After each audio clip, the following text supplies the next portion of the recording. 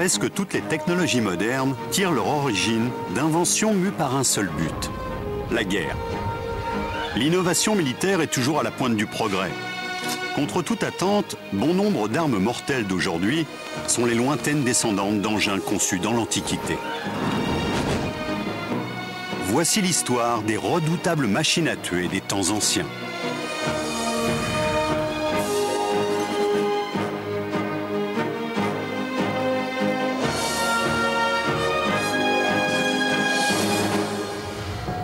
Jadis, la mort faisait partie du quotidien. Les anciens ne considéraient pas la mort comme nous. Aujourd'hui, nous caressons tous l'idée de vieillir paisiblement jusqu'à notre dernier jour. Pour eux, la mort pouvait frapper à tout moment. Dans un monde où la mort était une réalité bien tangible, les engins destinés à tuer devinrent de plus en plus sophistiqués. Tel ce four où les victimes étaient brûlées vives. Beaucoup de récits de torture circulaient dans le monde antique. Les gens écoutaient, fascinés d'horreur, la description des tout derniers supplices. Des machines à décapiter ouvraient les portes de l'au-delà en un instant. Des tours mobiles apocalyptiques d'une taille gigantesque faisaient, paraît-il, des centaines de victimes en quelques minutes. Bien des inventions de sinistre réputation ont laissé leur horrible trace jusqu'à nos jours. Cet engin transperçait tout, les armures, les corps, les chevaux. Obsédé par le désir d'infliger de la souffrance à ses ennemis, l'homme a poussé son génie macabre au plus haut niveau dans ce domaine. Le développement technologique était en ce temps-là aussi recherché qu'aujourd'hui. On s'intéressait à tout ce qui pouvait avoir une application militaire. Aujourd'hui, l'équipe des grandes inventions de l'Antiquité se penche sur l'histoire des terribles machines à tuer. Dans des monastères perdus aux confins de la Chine, des moines ont passé des milliers d'années à développer l'une des machines à tuer les plus sophistiquées de l'histoire.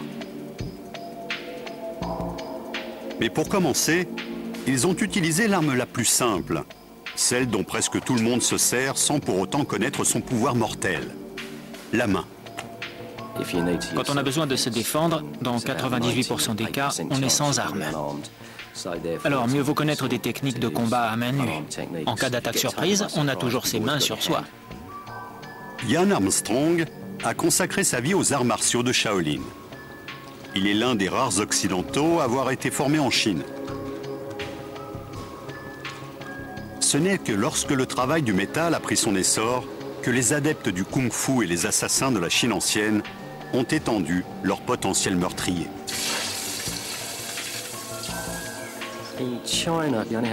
En Chine, les bandits sévissaient encore jusque dans les années 50. La plupart d'entre eux utilisaient le genre d'arme que vous voyez ici. Face à un assaillant armé d'un truc pareil, si vous n'avez rien de similaire à lui opposer, vous êtes mal parti. Une arme lourde comme celle-ci est très efficace contre un assaillant en armure. Cette hache peut très bien transpercer un casque en métal, ouvrir un crâne ou briser une nuque.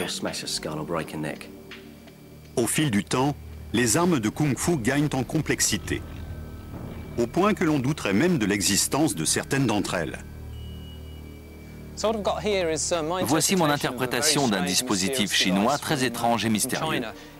Aujourd'hui, on l'appelle la guillotine volante. Les Chinois l'appelaient la sanglante. Elle a été créée pour décapiter un adversaire. Des sources japonaises y font vaguement allusion. Apparemment, elle était utilisée par des tueurs d'élite. Elle a un faux air de soucoupe volante et se décompose en plusieurs parties. Le disque supérieur est relié à la base par un cylindre en tissu. On pense qu'on envoyait ou qu'on plaçait le tout sur la tête de la victime comme une cagoule. L'anneau inférieur, suspendu au tissu, descendait au niveau du cou. L'assassin se tenait sans doute à 8 ou 9 mètres de sa victime. Il tenait dans sa main cette cordelette. Et dès qu'il tirait violemment dessus, les lames entraient en action. Compte tenu du savoir-faire des forgerons chinois et japonais de l'époque, on peut imaginer que ces lames étaient aiguisées comme des rasoirs. En théorie, cet engin pouvait trancher une tête.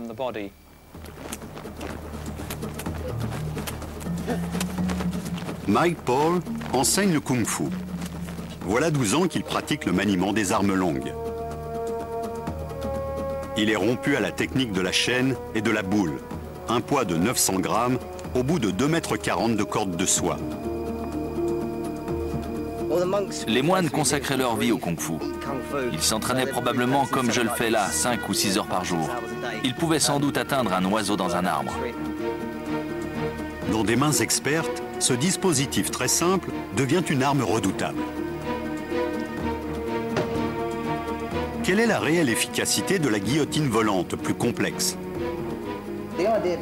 L'idée, c'est d'envoyer l'engin sur la tête de la victime, si possible, et puis de tirer violemment sur la corde pour la décapiter.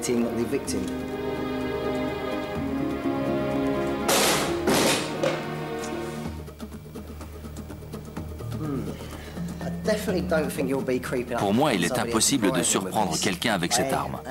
Si elle a vraiment été utilisée, c'était sûrement par des assaillants tapis dans un buisson ou cachés dans un arbre, qui faisaient tomber le sac sur la tête de leur victime. Au dernier moment, ils positionnaient le dispositif, tiraient sur la corde et décapitaient leur ennemi. Cette démonstration montre que la guillotine volante a pu servir lors d'assassinats, mais qu'en dehors d'utilisation très précise, elle n'était pas très pratique. Ian Armstrong, maître de kung-fu, pense que le pouvoir de ce dispositif tient surtout à son côté mythique et mystérieusement complexe. La guillotine volante fait trembler parce qu'elle est auréolée de mystère. Personne n'en a jamais vu. Quoi de plus efficace pour terroriser les gens que l'inconnu? Les rumeurs d'assassins qui rôdent, armés de guillotines volantes, et qui décapitent leurs victimes. Dès qu'on trouvait un corps sans tête, c'était forcément l'œuvre d'une guillotine volante, cette arme terrible. À certains égards, une arme qui sème la terreur peut avoir un impact psychologique colossal. Rien que l'idée que de telles armes traînent dans les parages rend les gens nerveux. La peur de souffrir et de mourir est une arme aussi redoutable que celle qui fait vraiment des victimes. La preuve, les gens parlaient de ces armes. Dans l'Antiquité et le Moyen-Âge, les rumeurs propageaient régulièrement des récits de souffrance et de supplice. On raconte qu'un roi faisait larder ses ennemis de beurre avant de les faire dériver en mer, attachés sur une barque. Les mouches venaient pondre leurs œufs dans leurs plaies, et ces malheureux finissaient par être grignotés vivants par les asticots. Phalaris, un roi grec qui régna au VIe siècle avant Jésus-Christ, ordonna la construction d'un engin de torture destiné aux exécutions et à inspirer la terreur. Avec ce taureau, ce tyran a érigé la torture en une forme d'art. Il avait commandé à un artisan un taureau en métal, dans lequel il faisait enfourner ses opposants. Ce taureau pouvait contenir jusqu'à 10 personnes. On allumait ensuite un feu dessous et les pauvres victimes, enfermées dans ce four abominable en forme de taureau, rôtissaient. La foule pouvait entendre leurs hurlements de douleur, tandis qu'ils mouraient lentement. Un détail particulièrement horrible nous est parvenu. 2 flûtes étaient insérées dans le taureau, de sorte que les cris des malheureux en train de cuire semblaient être les mugissements de la bête de métal. C'était une façon de transformer la mort en un spectacle horrifiant. Comme la guillotine volante, le supplice du taureau d'airain a bâti sa légende tant sur sa réputation que sur sa réelle efficacité. La terreur qu'inspiraient de tels dispositifs reposait sur le mystère qui les entourait. Une autre arme de l'Antiquité reste elle aussi très énigmatique. Le secret du feu grégeois s'est perdu dans les méandres du temps. L'équipe des grandes inventions de l'Antiquité a décidé de redonner vie à une arme incroyable, un lance-flamme disparu depuis des centaines d'années. Richard Windley est aux commandes de ce mortel engin. Les mécaniques destinées à tuer sont généralement auréolées de mystères et de légendes amplifiées et déformées par leurs concepteurs dans le but de terrifier l'ennemi. Le secret défense qui entoure la fabrication des armes les plus précieuses ne date pas d'hier. Il y a 1000 ans déjà, les inventeurs d'un dispositif offensif ont emporté dans la tombe les plans de cette découverte explosive. Les Byzantins ne voulaient pas que ce savoir-faire se répande, de peur qu'il soit utilisé contre eux. Les empereurs byzantins, maîtres d'une superpuissance méditerranéenne pendant le premier millénaire, conservaient jalousement ce savoir-faire. Ils utilisaient une arme secrète dont la technologie a été perdue. C'est l'un des plus grands mystères du monde. Pendant 1000 ans, l'Empire byzantin a mis le feu à tous les navires de guerre qui ont tenté de prendre Constantinople. Des fragments de missives et des textes du 7e siècle évoquent des scènes horribles, dues à un composé inconnu appelé feu grégeois. On ne connaît toujours pas la composition exacte du feu grégeois, mais on sait que les Bulgares, les Russes, les Arabes et les Turcs en avaient une peur bleue. Ça a duré 1000 ans. C'était l'un des meilleurs systèmes de défense de l'histoire militaire. Personne n'en a percé le secret. Personne n'a trouvé le moyen de le contrer. Et il a continué à sévir même lorsque la poudre a été inventée. Le feu grégeois pouvait être utilisé avec des dispositifs variés, comme des lance-flammes ou des bombes incendiaires. Mais le secret de sa composition a été perdu pendant des siècles. En épluchant des manuscrits byzantins oubliés, Richard Windley tente d'élucider la recette du mystérieux feu grégeois. Il existe toutes sortes de descriptions de mélanges possibles, mais beaucoup d'entre eux sont trop visqueux, trop épais pour pouvoir atteindre une portée crédible. Il faudrait une pression et une puissance énorme pour projeter un tel liquide sur une petite distance. Alors on va partir sur l'hypothèse qu'ils utilisaient un dérivé d'huile de naphte, qui est une substance naturelle quasiment aussi inflammable que le pétrole actuel. Les soldats de l'époque l'utilisaient sans doute dans des engins explosifs, un peu comme nos grenades modernes.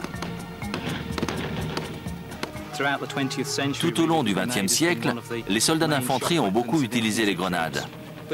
En fait, les premiers projectiles de ce type ont été inventés il y a plus de 1000 ans, sans doute à l'époque de Byzance, voire même avant.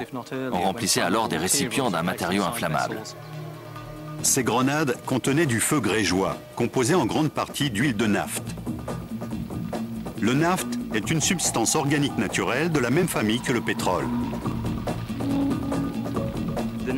L'huile de naphte utilisée comme combustible devait être extrêmement collante et adhérer aux vêtements, aux armes, aux cuirasses et à tout ce qu'elle touchait. Une fois enflammée, elle devait être difficile à éteindre. Le feu grégeois devient rapidement une arme terrifiante. Les bombes en terre cuite se brisaient à l'impact et leur contenu, en explosant, se répandait sur les ennemis et leur équipement. On imagine facilement les cris des gens touchés par le feu, en train de se consumer. Cette arme devait faire des ravages. Pour la première fois depuis des siècles, le feu grégeois va être ranimé. C'est plein aux 2/3 pour laisser un peu d'oxygène et que le liquide s'enflamme à l'impact.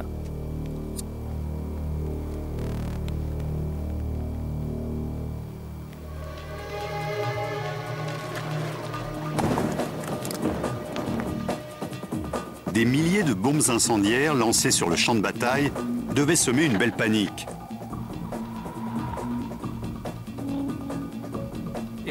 On imagine sans peine l'effet d'une telle pluie de feu sur les troupes ennemies. L'utilisation du feu grégeois ne s'arrête pas là. Une autre machine infernale terrorise les adversaires des Byzantins. Certains récits évoquent une arme utilisée lors de batailles navales et capable d'embraser l'air. On a retrouvé les preuves de l'existence d'une sorte de lance-flamme inventée il y a 1000 ans. Richard Windley pense avoir découvert à quoi il devait ressembler. J'ai ici un dispositif très proche d'une pompe foulante à 2 pistons inventée par Héron d'Alexandrie. Le réservoir est cette pièce ici, à l'arrière de l'appareil. Il devait contenir entre 10 et 15 litres. On voit ici un couvercle destiné à le protéger des étincelles et à empêcher qu'il ne s'enflamme. Richard a fabriqué cet engin avec une précision toute militaire. Ainsi, l'ensemble de la tuyauterie doit résister à une pression de presque 7 bars. Il actionne les pompes jumelles exactement comme les anciens artificiers l'auraient fait. Le feu grégeois est injecté dans le système. Le combustible est poussé dans ce tuyau, il remonte jusqu'à la lance à travers un raccordement qui permet de diriger le tir. Enfin, il est propulsé. C'est d'ici que sort le jet enflammé. Richard vérifie les moindres détails. L'engin qu'il s'apprête à manipuler contient autant d'agents inflammables qu'un réservoir de napalm utilisé au Vietnam. On a installé un petit bassin avec une cible en bois pour figurer la coque d'un navire. Nous pensons que la pompe va projeter des flammes à 6 ou 9 mètres. Il ne s'agit que d'une estimation. Personne n'a manipulé de lance-flammes alimentées au feu grégeois depuis plus de 500 ans.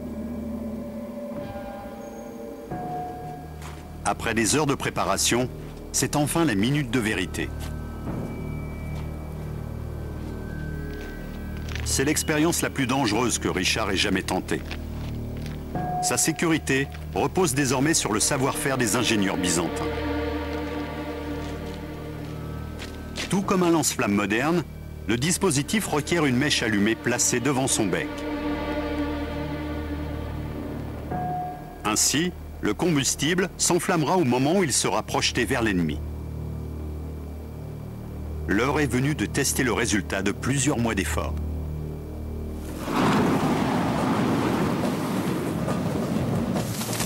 Cette réplique d'une arme ancienne mettant en œuvre le feu grégeois est un franc succès.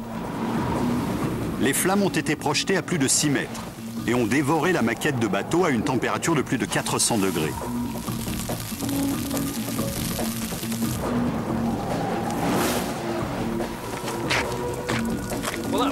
C'est absolument renversant. De là où j'étais, je ne voyais qu'un rideau de feu. On imagine ce que ça devait être de recevoir un jet pareil. Si le bateau ciblé transportait des matériaux inflammables, il était réduit en cendres. Cette démonstration montre bien pourquoi les gens étaient absolument terrifiés par ce type d'arme. Le feu grégeois est si nourri qu'il continue de brûler sous l'eau. Plus de 1000 ans après sa découverte, notre équipe d'experts a prouvé que l'Empire byzantin disposait d'une machine pourvue d'une terrible puissance de feu.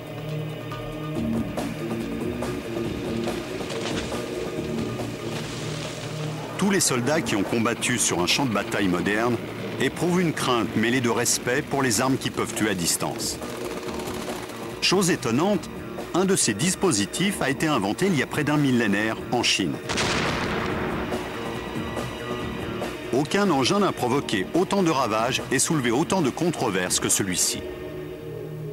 Imaginé au Moyen-Âge, son principe n'a pas changé au fil des siècles. La mine terrestre.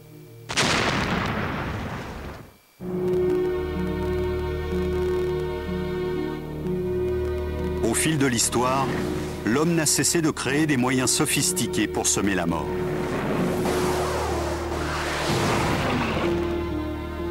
Une de ces inventions a terrorisé les soldats et les civils pendant des siècles. Aujourd'hui, elle est même au cœur d'une controverse, car elle frappe sans discernement. Depuis des centaines d'années, elle tue et mutile. Les mines terrestres se divisent en 2 catégories. Celles utilisées contre les véhicules et les mines antipersonnelles. Une mine se compose principalement d'une charge explosive, d'un détonateur qui peut être déclenché par la victime ou à distance et d'un dispositif à fragmentation. Nous connaissons presque tous les images et les récits des atrocités provoquées par les mines Claymore au Vietnam. Devant, il y a un logement de shrapnel. Et à l'arrière, une charge. Quand elle explose, les shrapnels sont projetés à l'avant. C'est mortel. La mine Claymore a déchiqueté des milliers de soldats et de civils américains et vietnamiens. Nous avons voulu nous rendre compte de son pouvoir destructeur en testant cet engin contre un mannequin vêtu de la tenue et du casque standard que portent les GI. Une fois la mine en place, l'équipe se met à l'abri à bonne distance. Beaucoup de gens n'ont pas survécu à ce que nous allons voir.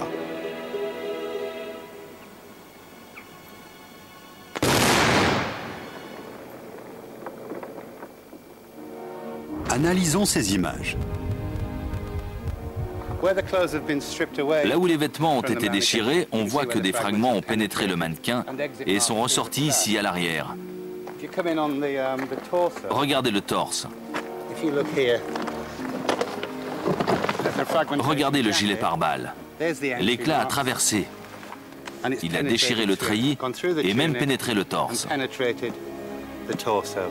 Paul Clark est médecin. Il a localisé la blessure mortelle. Vous voyez cet impact oblique ici? Il s'est pris un shrapnel en plein dans le casque. Mais surtout, il en a pris un ici, sur une joue, qui lui a traversé le crâne avant de ressortir à l'arrière. Il a même transpercé le casque en ressortant. C'était le coup mortel. L'invention des mines remonte bien avant la guerre du Vietnam.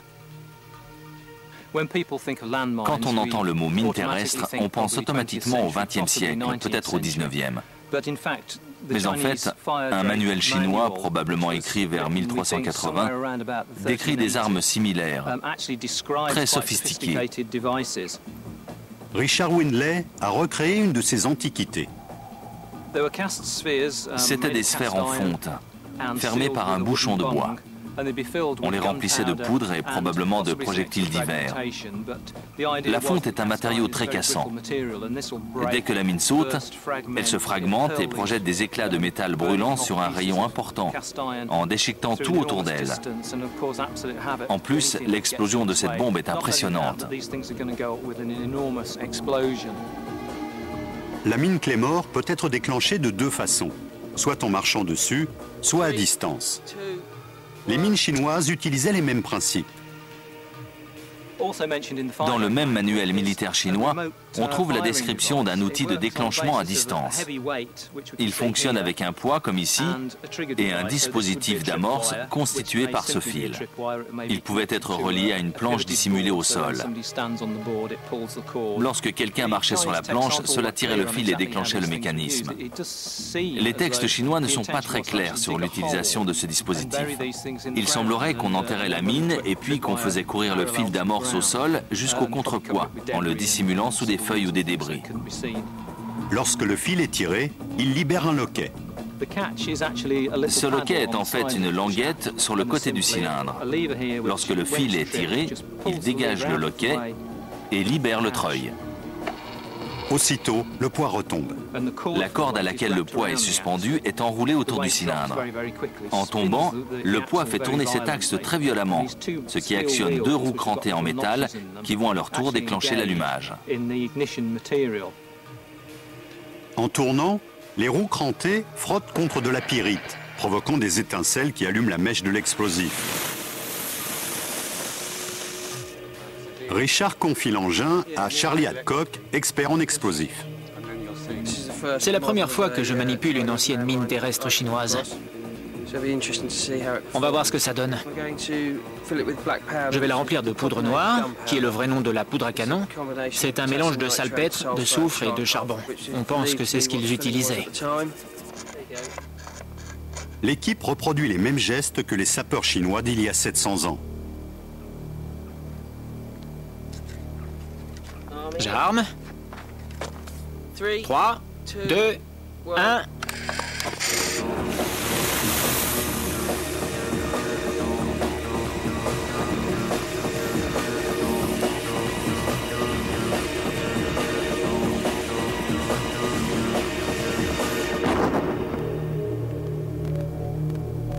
L'explosion de cette mine du Moyen-Âge est assez violente pour blesser un homme, voire le tuer.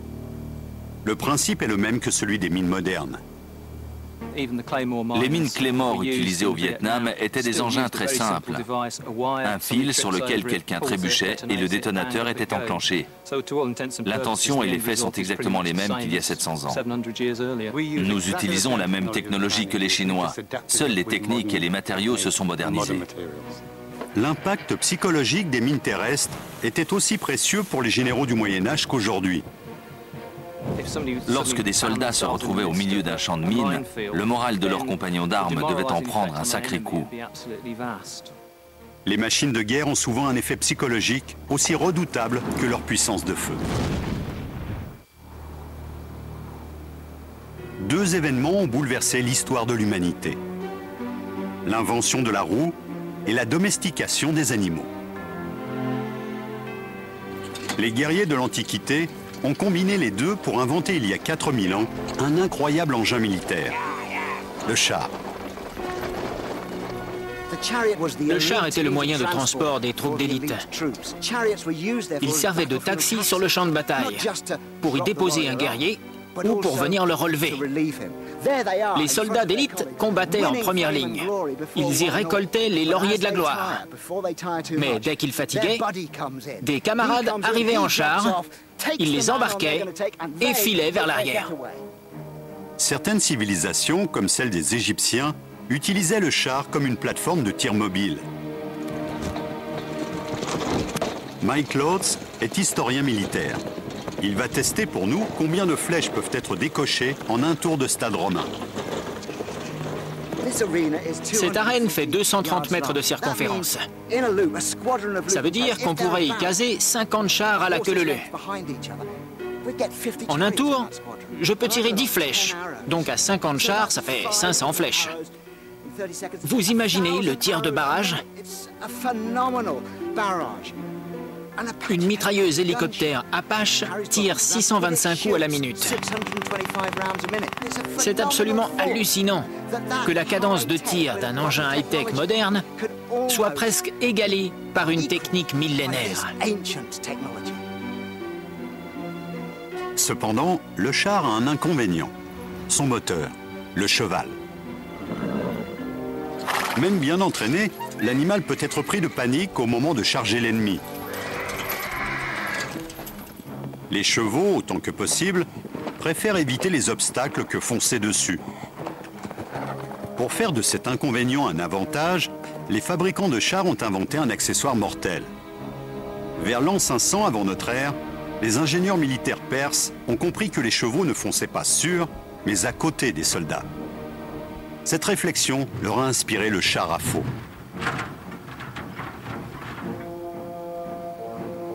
Au Puy du Fou, des experts en techniques militaires anciennes ont recréé un exemple de cette terrible machine de guerre. Historien militaire de renommée mondiale, John Naylor a fait le voyage d'Angleterre pour tester ce char. Voici une épée de gladiateur romain. L'épée est l'arme qui a dominé les champs de bataille pendant 2000, 3000, voire 4000 ans. Les peuples de l'Antiquité ont eu l'idée de la rendre encore plus efficace. Ils ont décidé de l'associer à la masse musculaire du cheval, à du fer et à du bois pour créer une machine à tuer. Ils ont monté des faux sur les roues des chars.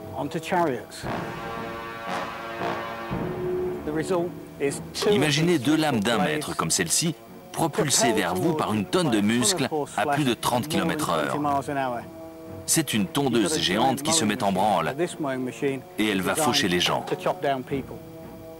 Le concept est d'une ingéniosité enfantine. Puisque le cheval évite les soldats ennemis, les lames fixées sur les côtés du char les faucheront.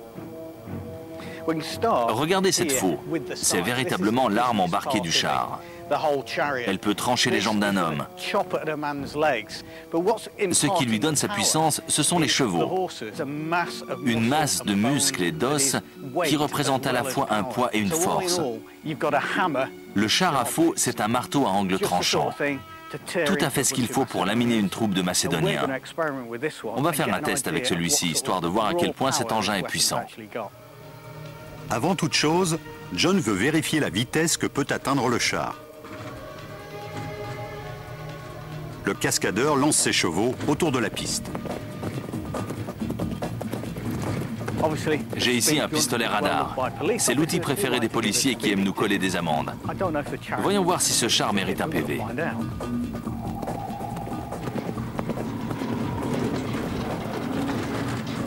Génial. Il a fait une pointe à 32 km/h. Le problème, c'est qu'il est obligé de ralentir au tournant. Mais il sait bien pousser ses chevaux.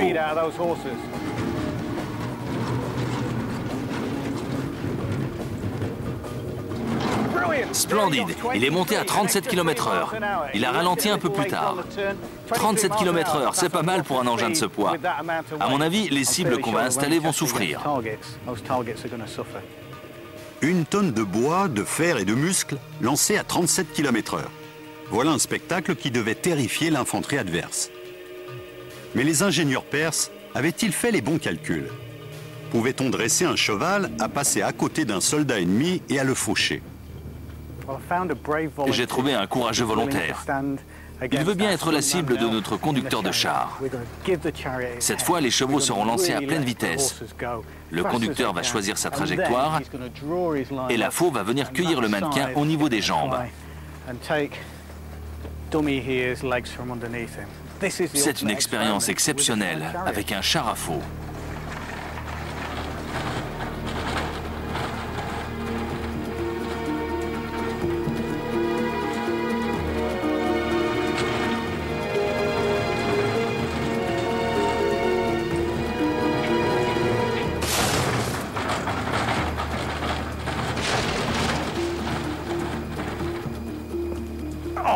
Bon sang!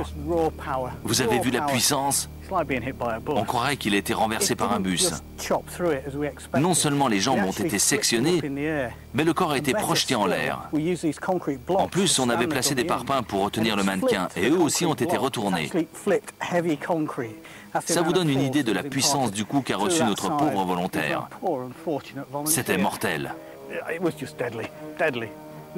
Mais enfin, les soldats de l'Antiquité n'étaient pas stupides. Ils connaissaient les ravages que ce char pouvait causer dans les premiers rangs.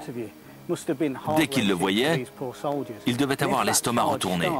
Face à une charge de char à faux, les soldats en première ligne devaient s'enfuir parce que sinon, c'était la mort assurée. Si dès qu'on alignait ces chars, c'était la panique et la débâcle dans le camp adverse, c'était gagné.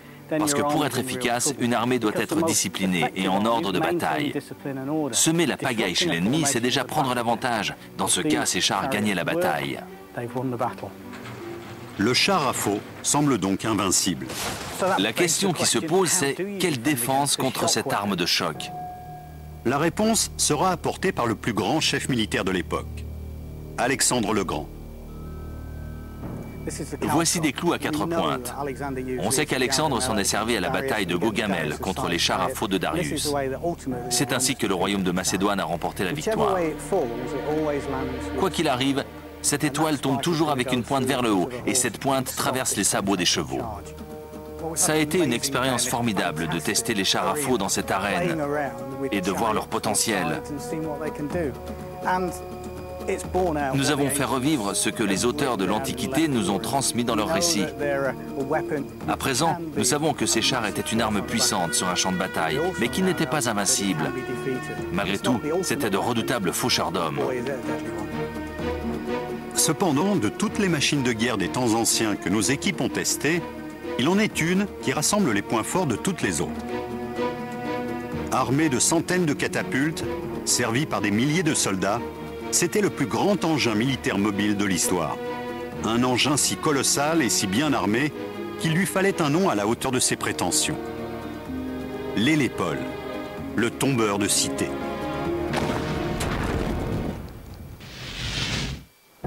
Armes antipersonnelles, missiles sol-air, dispositifs délimitant des zones interdites. Le nom de chaque engin militaire évoque son mode d'utilisation et la tactique à laquelle il correspond. Il en a été de même dans l'Antiquité. On devine aisément pourquoi la plus grosse machine de guerre de l'histoire, dotée d'une énorme puissance de feu, a été baptisée le tombeur de cité. Au mois de juin 323 avant Jésus-Christ, Alexandre le Grand, le plus prestigieux général que la terre ait porté, s'éteint. Il ne lui aura fallu que 8 ans pour étendre sa domination sur l'ensemble du monde connu d'alors et conquérir le territoire de centaines de peuples. Un exploit jamais accompli avant lui, ni depuis.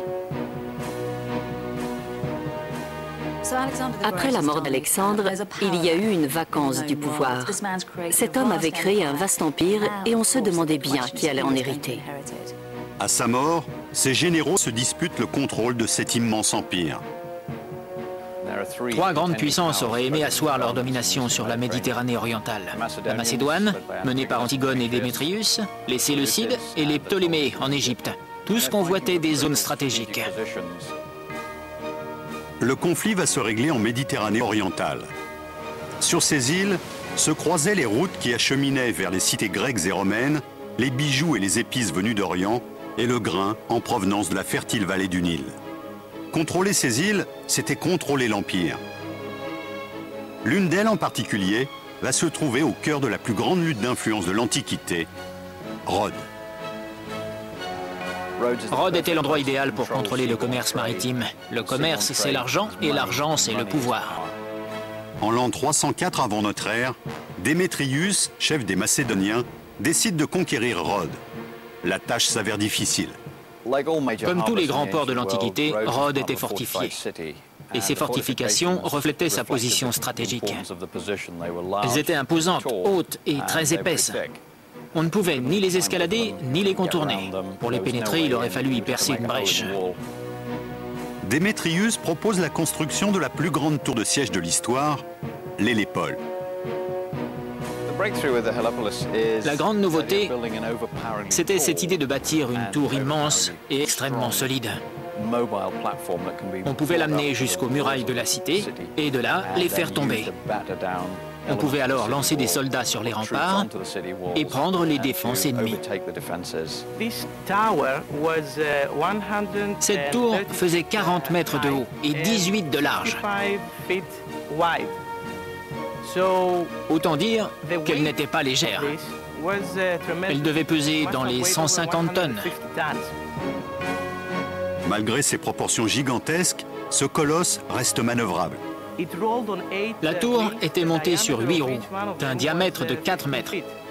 Démétrius a mobilisé 3400 hommes, juste pour la déplacer. À bord, la tour comporte un arsenal qui aurait ravi tout général de l'époque. La puissance de feu de l'Hélépole était plus forte que n'importe quel autre engin de siège. Et elle était recouverte d'un système de protection très perfectionné. 3 des côtés étaient recouverts de plaques de fer pour les rendre résistants au feu. Richard Winley va tester pour nous l'armure anti-feu de l'Hélépole. J'ai construit une réplique approximative d'après les descriptions d'auteurs romains comme Vitruve qui nous sont parvenus. Je me suis contenté d'édifier le haut d'une tour, qui devait être la partie la plus légère de la structure. D'après Vitruve, les madriers devaient faire dans les 15 cm d'épaisseur. C'était une construction assez lourde, d'autant plus que plus on descendait et plus les poutres devaient être grosses. À la base de la tour, elle devait faire dans les 40 à 45 cm d'épaisseur. Bien évidemment, sous des climats chauds et secs, le bois est très vulnérable au feu. Démétrius a donc décidé de parer sa tour de plaques de métal. Richard va tester leur efficacité à l'aide d'une de ces bombes au feu grégeois. Nous avons fabriqué une variante du feu grégeois, en substituant à l'huile de naphte de la poix entre autres, ce qui donne un mélange très noir et très collant. On va lancer cette grenade contre le blindage pour voir s'il tient le coup ou pas.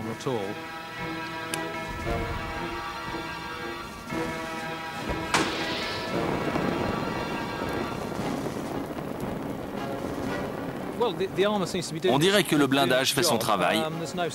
Je ne vois pas de problème derrière les plaques de métal. Cet engin gigantesque paraît invincible. C'est un peu le tank de l'Antiquité. Les anciens ont imaginé ces engins de siège complexes parce qu'ils étaient confrontés aux mêmes problèmes que les armées sur le front occidental en 1914.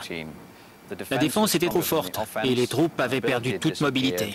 L'ennemi était juste en face, mais il était impossible de l'approcher. Il y avait les mitrailleuses, les fils barbelés, l'artillerie, et dès qu'un assaut était lancé et que les soldats sortaient des tranchées, ils se faisaient balayer. Il fallait trouver le moyen de percer une brèche dans la défense ennemie pour que l'infanterie s'y engouffre, affronte les soldats adverses et domine enfin le champ de bataille. Pour ça, il fallait une machine adaptée. Les ingénieurs de la Première Guerre mondiale ont alors inventé un engin révolutionnaire. Ce sont les Britanniques qui ont trouvé la solution. Ils ont utilisé un tracteur sur chenillette qui venait d'être inventé aux États-Unis.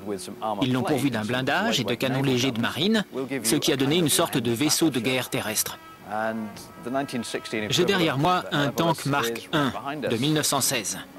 C'est l'équivalent de l'hélépole. Il a été conçu pour un seul type de mission. C'est un char d'assaut à petits rayons d'action dont l'unique fonction est de détruire les défenses fixes de l'ennemi.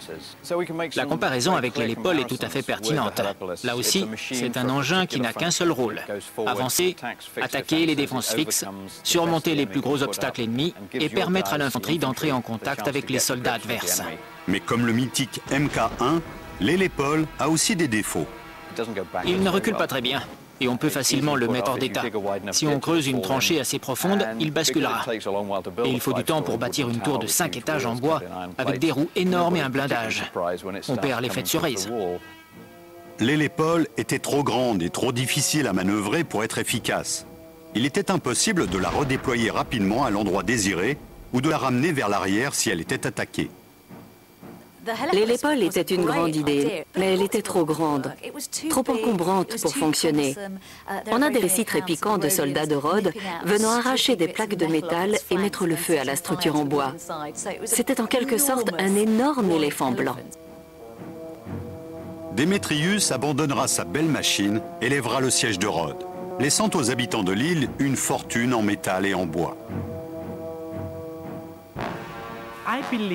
Je crois que sa stratégie aurait été plus efficace si les citoyens de Rhodes avaient vu surgir cette machine de nulle part. Mais Démétrius l'a édifiée juste sous les murs de la ville.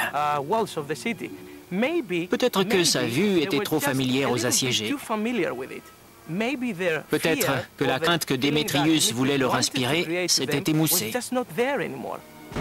Hautes comme des immeubles, ou tenant dans la main, les armes de l'Antiquité ont revêtu les formes. Elles étaient aussi différentes que les hommes qui les ont inventées. Certaines ont fait des milliers de victimes. D'autres ont distillé la terreur en s'auréolant de mystère. Nombre d'entre elles ont été le reflet de la folle ambition de chefs militaires ou d'inventeurs et ont été abandonnées. Mais il en est qui ont traversé les siècles jusqu'au champ de bataille d'aujourd'hui. Une chose est sûre, même sans l'appui des matériaux modernes et de l'électronique, les anciens ont créé un arsenal d'engins de mort, capable d'épouvanter, de faucher des milliers de vies et de rendre l'horreur de la guerre encore plus atroce.